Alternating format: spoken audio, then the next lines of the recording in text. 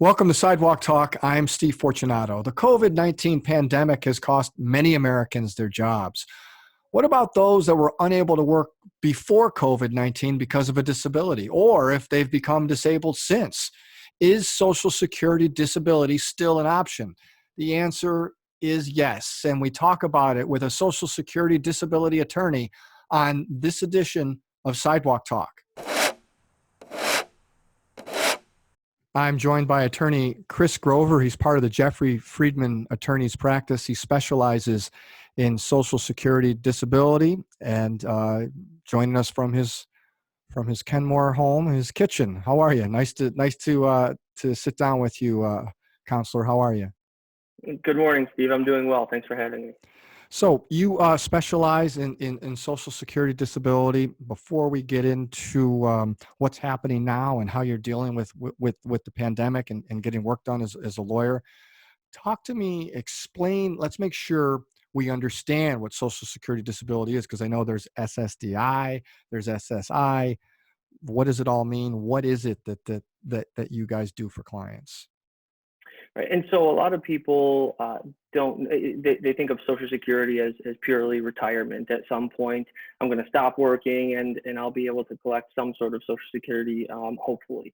And really, Social Security disability encompasses two different programs: Social Security disability insurance and then supplemental security income. So SSDI, the insurance program, is basically the deductions that come out of your paycheck. You pay into the system as you work, and then if for some reason you become disabled and unable to work, then you're able to collect benefits because of a disability. Now, for supplemental security income, SSI, that's more of a needs-based program. So if you don't have those work credits, but your assets are below a certain amount and you don't really have much of an income, then you're able to collect. It's more of like a social services welfare program, if you will. And so they both require you to show that you're no longer able to work any sort of job on a full-time basis. So essentially, those two programs encompass what we normally call just Social Security disability. So what you're saying is look at your pay stub and you can see where you're contributing to that, right? So if I'm contributing to that and then I qualify for Social Security disability, why do I need a lawyer? What do I need a lawyer for? So essentially, you could technically go through the process without an attorney, but it's not a simple process. It's not automatic. There's several findings that need to be made. There are several parts of the definition of disability. So essentially, you working your job and no longer being able to do that, there's a lot of different systems that will pay you just because of that, because you can't work your job. So long-term disability. If you were injured at work, workers' compensation looks at whether or not you can do your job. Where Social Security literally says, could you go to a paperclip factory and sort paperclips? There's several times where we have clients call us, they have a strenuous job, they hurt themselves. The question isn't whether you can go back to your construction job. The question is whether there is a job in the national economy that you'd be able to perform on a regular basis. So we need medical evidence. We need doctors' opinions. We need objective testing and laboratory findings. There's a lot that goes into it. So that's why we think that putting your best foot forward in the first place, getting all the evidence that you need, having someone represent you in front of a judge at a hearing, it can be a daunting task to sit in front of someone and give your case. So that's why we think that it's important to get a professional to put your file together, get your case together, make sure that they're pointing you in the right direction, and then put your best foot forward to try to get the benefits that in many cases you paid for, throughout your career. Yeah, and you mentioned workers' comp. So this doesn't have to be an at-work injury. This is right when you're talking about Social Security disability. I think that's where a lot of people may get confused. Yeah, and so Social Security disability, I mean, I have clients ranging from motor vehicle accidents, to slip and falls. There are clients who come from the workers' comp arena to because they're no longer able to work anymore at all. They're not going to be able to go back to work. Workers' comp looks at it as hopefully you can get back to work, but Social Security's definition is basically if you can't work for 12 months or more. Most clients that I see, they're probably not going to go back to work. Some, maybe they have a surgery that didn't go the way that the doctors thought, and it ends up going a little bit longer, and they might need another surgery and some rehab and things. So they're maybe out for 2.5 years where they're laid up and not able to do much. But then Social Security, they'll stop paying you willingly if you're able to go back to work. And so that's the other kind of misconception is people think that this is like some sort of a sentence, right? And I want my clients to be able to get better. I mean, you're inevitably going to make more money in the workforce than you are on Social Security disability. No one's getting rich on Social Security disability, and that's another kind of misconception. If I can have a client and I can get them money for a period of time that they were unable to work, and they get themselves to the point where they can find something that they can do, I mean, that's a win in my book. Somebody who's compensated roughly for the time that they were unable to work and then able to re-enter the workforce is really, those are the greatest stories that we have. So this is the safety net that you pay for anyway, right? And then, and what you're saying is one of your goals is if you're unable to work for a year, you need help. This is why it's there. And then if you're able to get better, well, then you go back to work, right? Absolutely.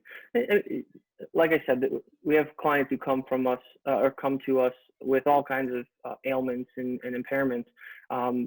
Mental health can have a huge impact on a person's ability to work. Illnesses and diseases, cancer diagnoses.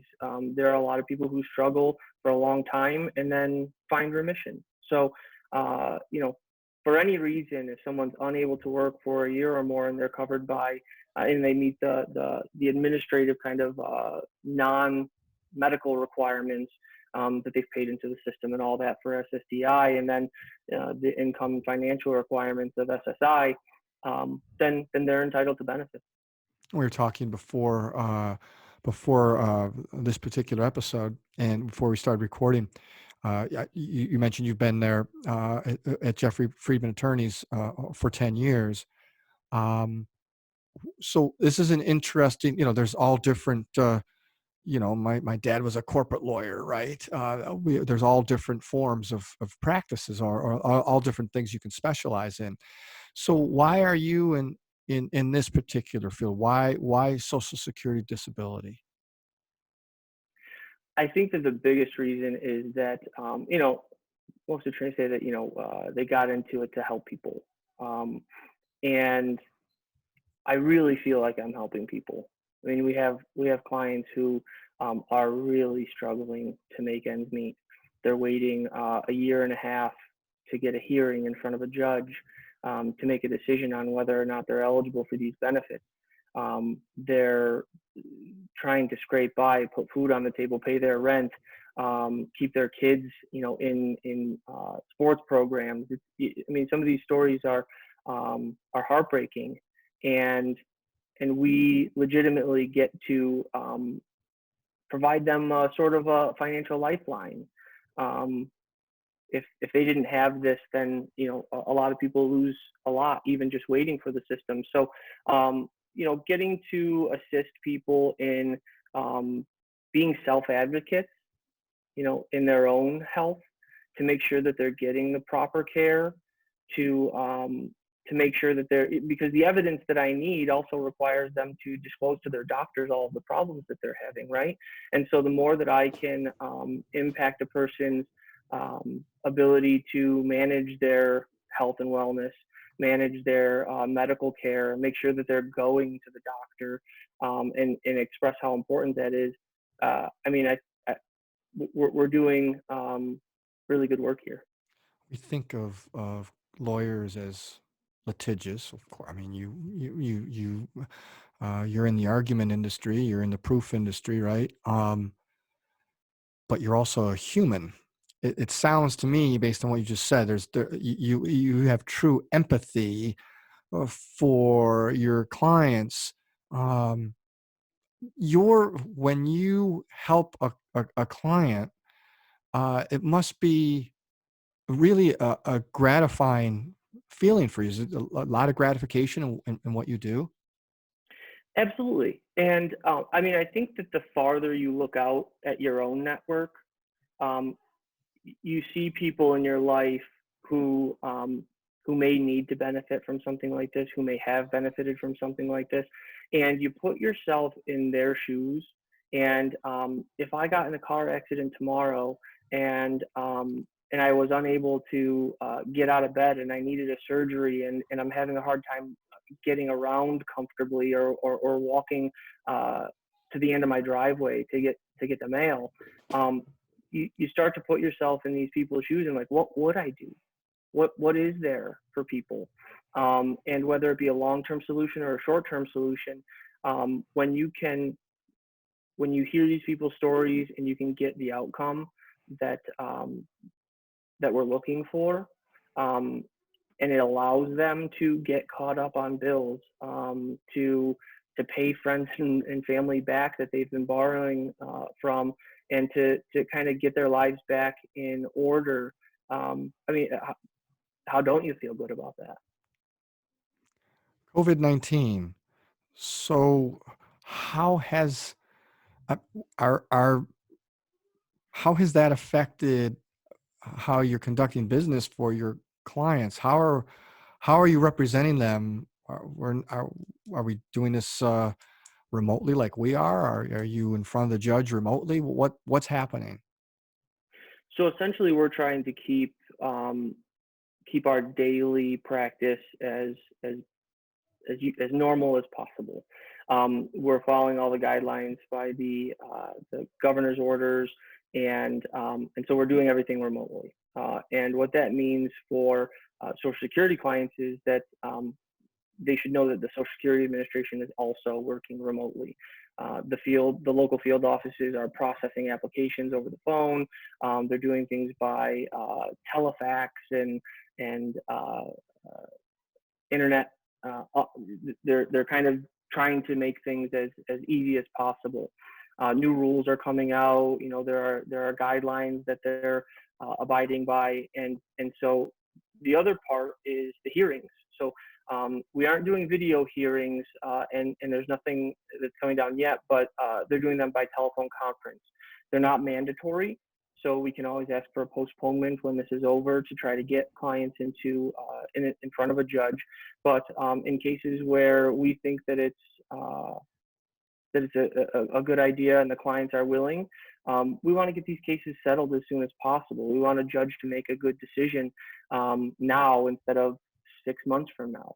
These people have already waited more than a year to get their to get their hearing, and we don't want to postpone that any more than we have to. So yeah, they're holding it by hearing. We're talking to our clients. We're in constant contact. Nothing's too different besides not meeting in person. So you're open for business. Are some? I'm assuming. I'm making an assumption here. I have no research to prove it, but I'm assuming there are people that are thinking that courts, there is, it's not business as usual, or it's not, they can't get the help right now and they have to wait until we're back to normal, which that could be a long time. Do you think that's happening, that people are holding off in trying to maybe talk to you or anybody to see if they can move forward with a claim? I mean, yeah, probably. I think that right now we're probably getting to the point where people are starting to feel like this is a little bit more normal. We're starting to get used to our lives at home a little bit, being a month in now, and so inevitably, I think that there's going to be people who are more concerned with keeping their house in order. Um, but yeah, I mean, people should know that the court systems are open. The New York State court system is doing their best to move forward. The federal court system is everyone's issuing guidelines constantly to try to maximize efficiency and try to keep things from completely bottlenecking, because worst case scenario is that everything completely shuts down, and then everything's overloaded, and we don't want to get into a place in Social Security where we're waiting longer than we already are to have a hearing for people. So yeah, I mean, we just want people to know that the system's still working. If they want to file an application with Social Security on their own, they can go right on the website and do that. Do you think um, people, this COVID-19 could also affect people in that they may be able to, maybe they could qualify for SSDI based on what's unfortunately happened to them? Or am I way ahead of myself here? Well, I think that there's a number of circumstances that we're looking at the possibility of having new types of cases. Um, we don't know what COVID, the people who get COVID-19 and are able to recover from it, what the long term effects are going to be. So, I mean, if it results in respiratory issues down the road, I mean, there's just no telling. But inevitably, there are probably some people who had jobs that were giving them some sort of an accommodation, who might not have those jobs to go back to. Inevitably, the economic impact is likely going to result in unemployment numbers that are high even when we are able to open back up. I mean, there are just businesses that aren't going to survive most likely. So if there are certain rules with Social Security once people hit certain age categories where it's easier to qualify, essentially. And so if we do have somebody who is working a job and they were getting some accommodation, but they're not going to be able to go back to that job, where are they going to go? I mean, if you're a 55-year-old construction worker who was, kind of on the lighter duty side of things, because you've been with a company for a long time, then if that company goes out, how are you going to go get a job with another construction company with those same light duty? It's just not really feasible. So, I mean, these are cases that we're starting to look at. I mean, these are cases that we've dealt with, but this circumstance with people not being able to go back to their jobs is going to create, probably some need for Social Security to step in. This is where a counselor can help then, because someone who has expertise in that field, it's just, I suppose, if there's a question, a phone call to SSDI expert, a lawyer. I mean, that's where you would start, right? Absolutely. And there's several times when people call and they have questions about this, that, or the other, and we're going to give them the best answer that we can, try to point them in the right direction. If it's something that we can help with, then absolutely we'll give them the information they need and help them. Chris, let's get personal here. We are talking with Chris Grover from Jeffrey Freedman Attorneys. He's a Social Security disability expert, and that's where his practice is. But you are you're from Elmira, correct? Correct. Went on to UB and have an interesting story. And I want to tell this story because there's people out there, young men and women, that are thinking about, maybe I want to be a lawyer someday. So you went to UB, and then you went to, but then tell me the story. You did not go right from UB to UB Law School, right? You took a job. It happened to be at Jeffrey Freedman Attorneys. Tell me about it. Right. And so my undergrad degree, I had a concentration in legal studies, and I knew it was something that I was interested in, but I looked for jobs in law offices and got a job with Jeffrey Freedman Attorneys, doing some file clerk work, and a paralegal job opened up. I kind of stepped right into it. and did that for a period of time, and then realized that law school was something that I was still really interested in. And so I took the leap, went to law school. I kept working for Jeffrey throughout my time in law school, part-time here, summers there. And then when I graduated, there was the opportunity to step right into a role. So yeah, I mean, I think that uh, for young people looking at any field of work, if you haven't been in it, then you should probably try it. Go get a job. See the people that you aspire, see the job that you aspire to have, and make sure that it's something that you're interested in. I mean, for me, it didn't take very long. It was a bit of a no-brainer, but yeah, I mean that's I wanted to get some real world experience. I wanted to provide that to law schools as well, show that I was committed to the practice, and I think that it really did help me in law school, just knowing the ins and outs of a law office to start with. Yeah, it's like, well, basically you started in the mailroom and learned what you could. And Absolutely. right, right. So anyone that, so yeah, you're right. Different fields, you could work as an intern and learn and figure out if you like what's there, and then take advantage of that. If you do a good job, those people might want to hire you someday. So it's not just about the classroom; it's about getting real world experience. Absolutely. Absolutely. I think that's how do you know if you like something if you don't if all you know is the theory behind it, right?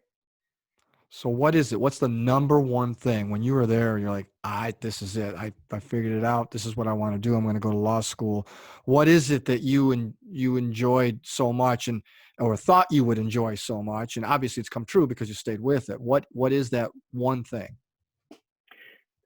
I think it's just getting your hands dirty.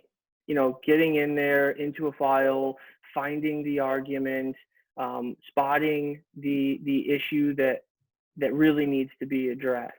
I mean, my mom told me that I should be a lawyer because I'm good at arguing. When I was young, and it was something that I was always interested in. In Elmira, I was part of the youth court system, and so I had dabbled here and there, but until I really got into it and saw what's really entailed, and really dissecting a file and looking at medical records and making an argument and presenting that argument in front of someone, that's really where I realized that it was something that I was going to be doing. All right, Chris Grover, I appreciate your time. I wish you luck. Chris Grover from Jeffrey Freedman Attorneys. He specializes in Social Security disability. Counselor, thanks for your time. Appreciate what you guys are doing, and stay safe. Thank you, Steve. You too. Thanks So for having me. thank you. So you can download any of our podcasts on your podcast platform of choice.